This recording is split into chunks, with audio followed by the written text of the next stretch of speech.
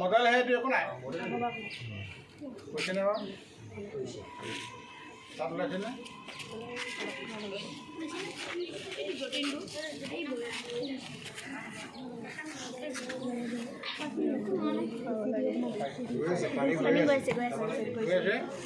filter হওঁতে সময় লাগে ফিল্টাৰ পানী তৎক্ষণাতে ওলাই নেকি বাৰু ফিল্টাৰ পানী তৎক্ষণাতে নোলায় গতিকে অঁ ইয়াত গৈছে ছাকচেছ অপাৰেশ্যন ছাকচেছ ধুনীয়াকৈ পানী তলত ওলাই গৈছে গতিকে ইয়াত কি কি দিছা তোমালোকে কোৱাচোন মই কথাখিনি তাত কেনেকৈ বনাইছা